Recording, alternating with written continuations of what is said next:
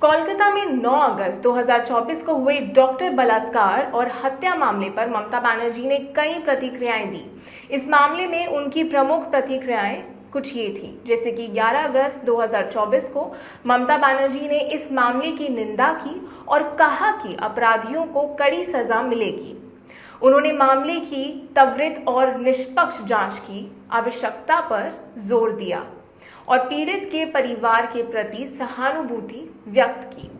उसी तरीके से 11 अगस्त 2024 को ममता बनर्जी ने राज्य सरकार की ओर से इस मामले में सख्त कार्रवाई की पुष्टि की। उन्होंने पुलिस को, जांच एजेंसियों को इस मामले में पूरी गंभीरता से काम करने का निर्देश दिया और आरोपियों के खिलाफ कठोर कदम उठाने की बात कही। 13 अगस्त 2024 मुख्यमंत्री ने एक प्रेस कॉन्फ्रेंस में कहा कि इस तरह के अपराध को बर्दाश्त नहीं किया जाएगा और आरोपियों को जल्द से जल्द पकड़ा जाएगा। उन्होंने सुरक्षा उपायों और सख्त करने की बात की और पुलिस की कार्यप्रणाली पर ध्यान देने का आश्वासन दिया। फिर 16 अगस्त 2024 ममता बनर्जी ने मामले की प्रगति पर रिपोर्ट मांगी और इस दौरान उन्होंने पीड़ित के परिवार के साथ मुलाकात की। उन्होंने पीड़ित परिवार को सरकार की ओर से हर संभव सहायता का आश्वासन दिया और मामले की सटीक जानकारी जनता के साथ साझा की। Doctor rape and murder case में ममता बनर्जी की एक दूसरी तस्वीर भी सामने आ रही है, जहां सोशल मीडिया प्लेटफॉर्म पर यंगस्टर्स ममता बनर्जी के स्टेटमेंट्स शेयर कर रहे हैं, जैसे कि ममता बनर्जी ने जो चीज़ें कही थी जो प्रीवियस रेप केसेस हैं उन पर। जैसे कि 2012 में पार्क स्ट्रीट वाले मामले पर ममता बनर्जी ने ये कहा कि एक फर्जी मामला है, ये ममता बनर्जी ने खुद कहा था। फिर 2012 में एक और मामला आया था कटवा से, कोई बलात्कार नहीं है, पीड़िता झूठ बोल रही है, उनकी शादी CPIM नेता से हुई है। फिर वहीं 2013 में बर्दवान का मामला सामने आया। उन्होंने कहा वे नाटक कर रहे हैं, वे पश्चिम बंगाल को बदनाम करना चाहते हैं और बदनाम करने का नाटक कर रहे हैं। फिर एक और मामला सामने आता है 2022 में नादिया से एक और रेप केस आता है, जहां पर उनका एक और स्टेटमेंट आता है कि वो कहती हैं कि क्या आप इसे बलात्कार कहेंगे क्या, उसका प्रेम प्रसंग चल रहा था। ये थी बनर्जी की टिप्पणियां, जहां लोगों ने नाराजगी जताई कि जब मुख्यमंत्री ही ऐसे बयान दे रही हैं तो जनता क्या ही कहेगी। रेप और मर्डर केस की अगर बात की जाए तो निर्भया कांड सबके रोंगटे खड़े कर देता है। निर्भया कांड में मीडिया ने, पुलिस ने एक प्राइवेसी रखी थी, जहां विक्टिम का असली नाम छुपाकर रखा गया था ताकि उसके परिवार को किसी भी तरीके से तकलीफ ना आए और हर एक इंसान जो इस केस में किसी भी तरीके से शामिल था उसने इस बात को बरकरार रखा, बल्कि एक तरीके से पूरी मेंटेनेंस रखी गई कि जो विक्टिम है उसका निर्भया नाम दिया जाएगा ताकि उसी नाम को लेकर देश में बात की जा सके और उसी नाम को यूज़ किया जा सके, जिससे किसी को भी तकलीफ ना हो।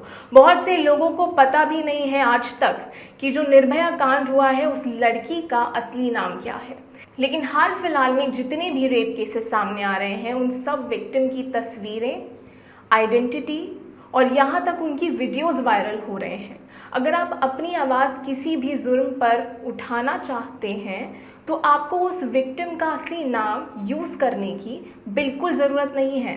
जैसे कि लोगों ने इसी doctor rape and murder case में एक नया हैशटैग यूज़ किया कि hashtag doctor rape and case murder use कर रहे हैं, लेकिन वहीं दूसरी तरफ अभी भी ऐसे घटिया लोग हैं जो इस केस को मजाक में लेकर देखते हैं, जिन्होंने इस डॉक्टर विक्टिम का पिक्चर यूज़ किया और मीम्स बनाकर शेयर करे सोशल मीडिया प्लेटफॉर्म पर, और उसके नीचे जो कमेंट्स आए वो काफ़ी शर्मनाक थे। अगर आप सच में ऐसे घटनाओं पर आवाज़ उठाना चाहते हैं तो ज़रूरी नहीं है कि आप उस विक्टिम की तस्वीरें सोशल मीडिया प्लेटफॉर्म पर डालें और अपने फॉलोअर्स बढ़ाने के लिए किसी भी सेंसिटिव केस को अपना सोशल मीडिया कंटेंट बनाकर पोस्ट करें। न्यूज़ नशा की रिपोर्ट में आज सिर्फ इतना ही। मिलते हैं अगली रिपोर्ट में एक नए विषय के साथ। आप देख रहे हैं न्यूज़ नशा। But on June 4, 2024, the people of India decisively rejected the Modi-led BJP government, which reigned supreme almost for a decade.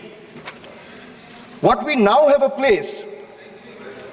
have in place is a creaky, shaky coalition.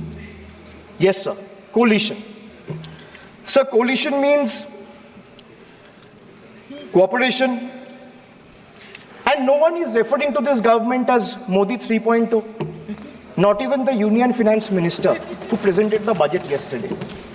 Not even the MPs of the BJP. Neither the Home Minister, nor the External Affairs Minister, nor the Defense Minister, nor the Panchayat Minister, nor the Health Minister, no one, sir. Even the BJP leaders are not referring to this as Modi 3.0. Sir, it's so uncertain and fragile that it can implode any time. Sir, as I was saying, coalition means cooperation. Coalition means collaboration. Coalition means cohesion. But after yesterday, one thing is very clear, sir. That coalition means appeasement and compensation. So that is very clear from the yesterday's budget. It's ironic that BJP, which decried of appeasement politics in the last 10 years, is now ensnared in its tentacles, as in the appeasement politics tentacles, trying to save its own chair. Waqt badal gaya hai, sir. This change is more than a paradigm shift in leadership. It's a clear rejection of authoritativeness. It's a rejection of arrogance, divisive politics, and empty promises. The message from the electorate of this country is loud and clear. Waqt badal gaya hai. Today is exactly 50 days since the rejection. But PM Modi refuses to accept the reality. He is running a coalition government and he wants everyone to believe that sab changa si.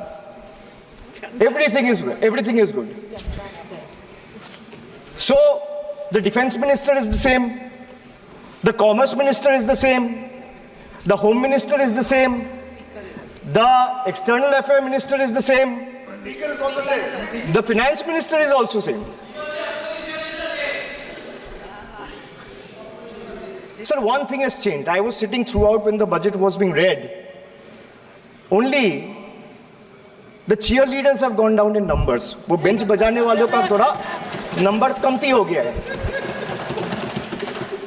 The number of cheerleaders have gone down because the people of this country denied them an access to this temple of democracy, sir. This is a big change.